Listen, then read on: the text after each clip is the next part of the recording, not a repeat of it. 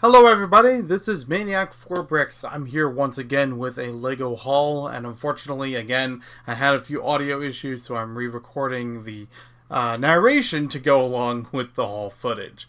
But everything I have here is inside of one package this time around, with two really cool sets that I've been waiting to pick up and to build.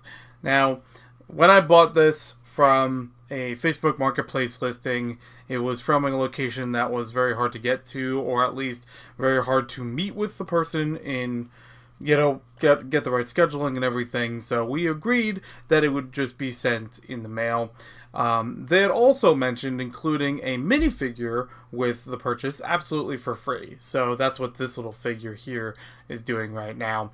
I'm pretty sure this is a custom arrangement. I don't recall it from any particular set, but I do like the parts nonetheless.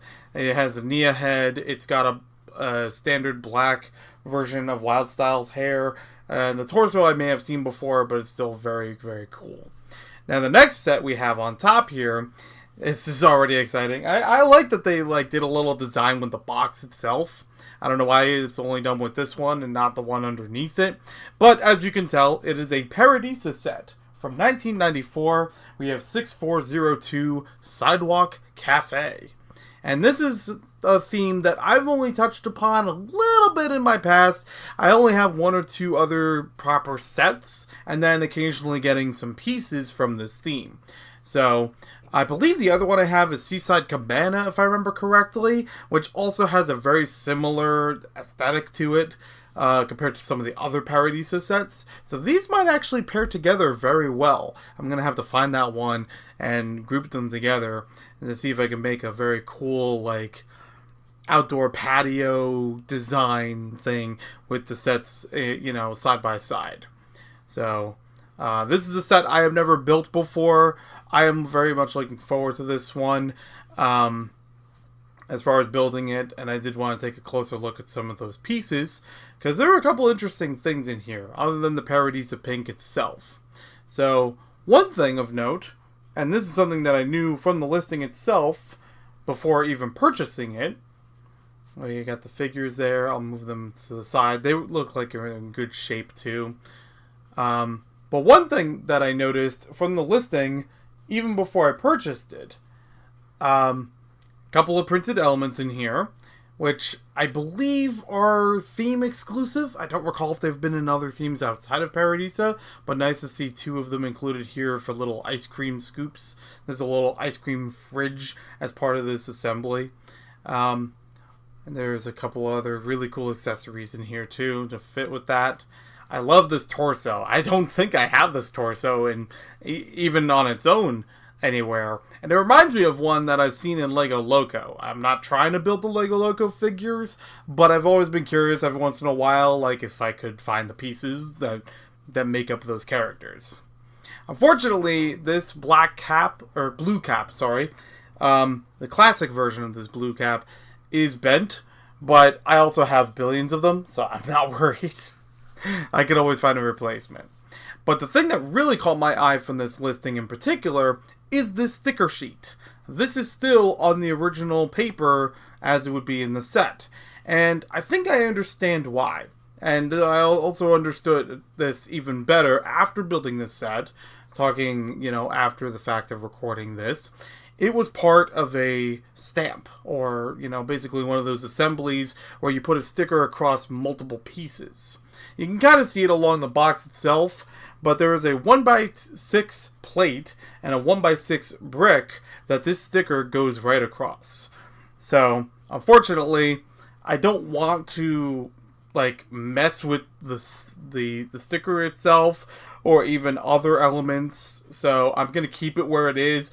I might be able to create a facsimile of it, or at least just have it around nearby so that I don't, damage anything, or, because, sometimes stickers, even when they peel off of the sticker sheet from a long time ago, they might not come across very easily. I've had that experience with, especially in the 2000s, Lego sets, in fairly good shape. But yeah, I love the look of this set. I love Paradisa. There are much bigger fish to fry from this theme that I have yet to even go back for. But you know, I would love to pick up more Paradisa at some point. And it does remind me of my beach town that I should get back to building, as has been a long time project to work on. And the other set that I had from this seller that I was picking up, actually even cheaper than the Paradisa set, ironically enough, is this LEGO Friends underwater diving set. I believe it was called like Dolphin Rescue Mission or something like that. It'll have the information in the description down below as usual. But this was a really cool set that I remember picking up around 2018, 2019 or so. It released in 2018. And this set, I really enjoyed it back then. I had it close to like 2020 or so before I let go of it. And always thought, you know, it would be nice to get it back at some point. A lot of great pieces in here. Really solid builds for the submarine, the shipwreck itself. But one of my favorite parts of this, and in fact this whole wave of Friend sets at the time, is this little cloth paper looking treasure map. I don't know exactly what the material is offhand. But what's fascinating about it, as is also available in other sets, is that you can soak this with water, just very delicately, and it'll actually appear with a treasure map, like directions, you know, like a little X on it and a little dotted line to follow the map.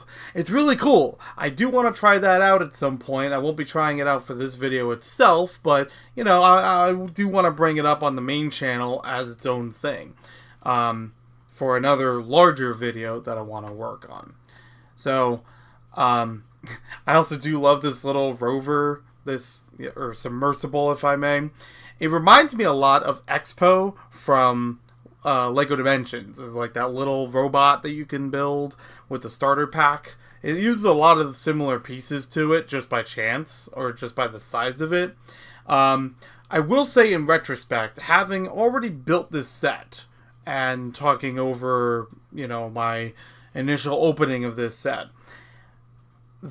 has only a few pieces that were missing from it, but they're really minor pieces. It's something that I could easily, you know, find in my collection sometime later. And it's actually not too bad of a loss either, because some of the pieces were to the submarine in order to hold a mini doll in place. And they usually have, like, little panels or something to sit them down properly. But without those, now it's minifigure compatible. Oddly enough, just a couple pieces taken away from it now makes it more versatile. So, I'm okay with that. And I like mini dolls regardless. I like the wetsuit versions of some of these characters in here as well, just to add a little more, you know, clothing variety for them compared to other mini dolls I have in other sets. Like I said before, the shipwreck was a good build, but it does have a few stickers missing. Or rather, one of the stickers is facing the wrong way. I also picked up, this was in person, Facebook Marketplace listing, not too far from me, was a GALIDOR figure. And of all things, it's mostly Gorm, but he has the wrong head. And he doesn't have any other accessories with him. It's a Nick Bluetooth headpiece to it. Now, I already have Nick Bluetooth and Gorm. I have most of the GALIDOR figures, except for the TDN module and most of the rare ones. And I'm not planning to get those anytime soon. I used to have the TDN, though.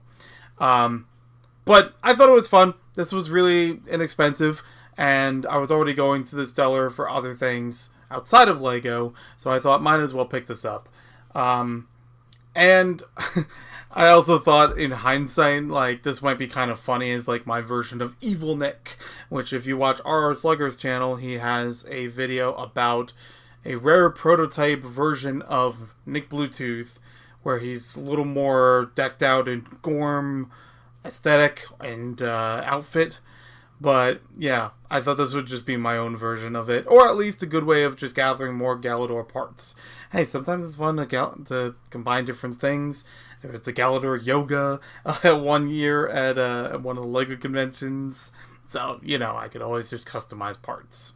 I've always found this little, like, hand unusual, though, with the fingertips. That always kind of creeped me out, even when I was a kid. But, you know, I grew up with GALIDOR. I enjoyed it when I was a kid. And I still have some fondness for it nowadays, even if I haven't seen the TV show or other promotional material in a long time. So that's wrapping up the LEGO haul for this time. We got Paradisa, we got Friends, and we got GALIDOR. What a combination! Never would have seen those three together in one video. I hope they do make appearances in some later content. Again, I do want to pair up the Paradisa set with the other one that I own. I would love to share the map feature at some point. But for now, I'll talk to you later, and thank you for watching. Hope you guys have a great day.